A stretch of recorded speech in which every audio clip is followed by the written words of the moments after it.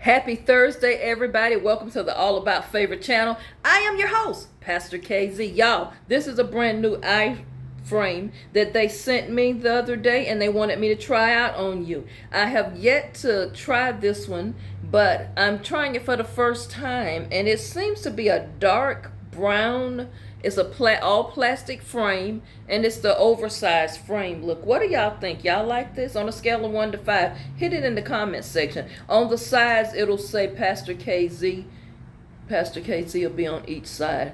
So tell me what you think. Now, it may say Kita's Eyewear. Depends on what you order.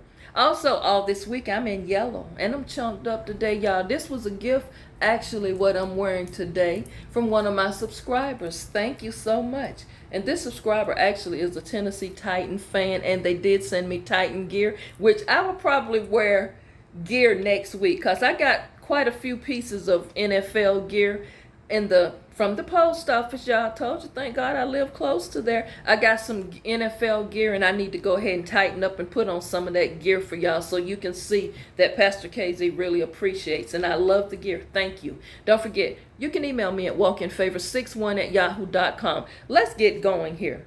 I was reading an article by Alexander Brown, and there were some questions that came up in the article, and the title of the article was talking about golden rules in relationships. And since we're on buyer's remorse in relationship, the continuation, I'm going to see how you feel about some of these things. I'm going to give you some golden rules of which I have paraphrased and put in my own words and just my opinions. Now, nothing written in stone, but tell me what you think. Number one, and these are relationship golden rules. Here it is, and again, this is just my opinion in my own words. If the relationship begins to feel one-sided, or there is less effort on one of the partner's part, will it be time to move on?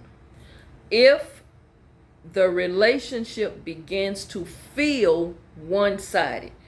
Now, can you be honest, some of you, are you in a one-sided relationship? Do you want to be honest and tell the truth? Is it time to move on when there's no effort? Just a question. Number two, you must use intuition, wisdom, the spirit of discernment in your selection process of mates. You've got to know what qualities you want, and you've got to remember something. It is really all right if you do not want to settle for someone that you really don't want. I said a lot right there, so let me break that down and unpack it.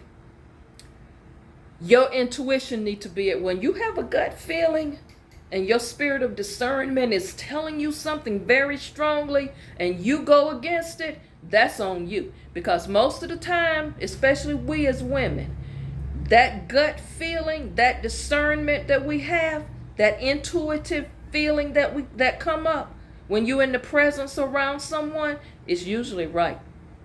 It's usually right. And you can be selective. You don't have to just choose somebody. Just because someone is saying you are their soulmate, make sure you feel the feeling is mutual. And make sure when you meet someone, if it's something about them don't feel right, or they're acting a certain way that you know you don't like, don't ignore it. I did a show about this, ignoring red flags, thinking down the line that that person is going to change.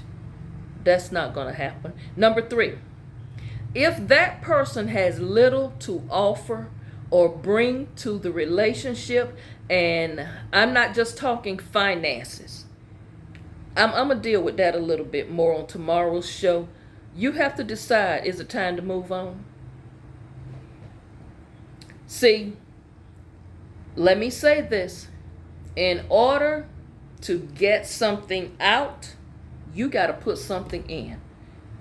Y'all understand what I'm saying? There's some people, and I'm going to say it, and I'm going to keep saying it until you buy into this. Some people are nothing but takers. They always taking, whether it's your energy, They taking something, but they're not replacing or putting nothing in. Anybody? I'm going to do a show next week about this. And it may trigger you, but think about it. Are you with a taker? Is it time to move on? You know, I hear women say, I gave him everything. Well, it sounds like to me you had a taker if he didn't have anything else to contribute. And some people get wrapped up into thinking, bringing something to the relationship, or quote unquote, the new way of saying what you bring to the table. We're going to address that a little bit, maybe tomorrow. So let's go on to the next one. Number 4. If your religious beliefs differ greatly, you might have some issues. These are golden rules for relationships. If you are not yoked up together with someone who believes what you believe, and y'all are so far apart on your spiritual walks, you're going to have some problems. Because you know what? You might be one of those people who is heavily involved in your church activities, or whether you go to the mosque, the synagogues. You may be heavily into that, and your partner might be a person who only goes on occasion just to shut you up. And then you're going to find yourself on Saturdays or Sundays, whatever time you go to worship, having these big blown out arguments, and that messes up your spirit. So you got to be yoked up together spiritually on the same wavelength. I know a lot of people say opposites attract, but just for me personally, Pastor KZ, if I'm not connected to you spiritually and we're spiritually not on the same page, I'm just really not interested in that way. Because I know there will be complications from that relationship. So think about that.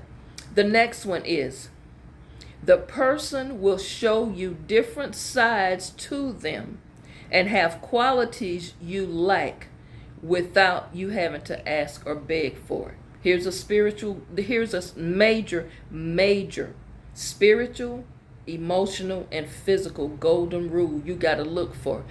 A person that comes in your life, they will show you different sides of them. They will be willing to be transparent. You know how some people appear, they say, well, I'm a private person. When I hear people say that, I get on alert. My red flag antenna goes up. What do you mean you're a private person? Now, I understand you're not a person that share a lot all out to new people and everybody. But when you are not transparent in a relationship and you have all of this mystery surrounding and you can never give a definite answer on things, what are you hiding? That alerts me when I hear people just, you're very guarded and you can't got this wall up for just basic, simple, everyday questions or things you can't share. That's a red flag. So if you are considering a relationship with somebody, they will willingly want to open up to you as time goes on and share things with you without you asking them. They will willingly have qualities about them that you like simply because they're being transparent and you feel like you can trust them. It's hard to trust somebody who does not open up and allow you to get to know them. That's just like pulling wisdom teeth. That doesn't make sense. The next thing, don't discount or overlook red flags. This is going to come up again and again. That goes back to your intuition, your gut, your discerning spirit. Sometimes you can see things and you know it's true. Sometimes the Holy Spirit will show you things and you ignore it because you want to believe something else. Don't discount or overlook those things. The next one. A person is not for you if they drain your energy. That's all I got for y'all today. A person is not for you if they are an energy drainer. What do you think? There's some people that come into your lives for a reason, a season, or a lifetime.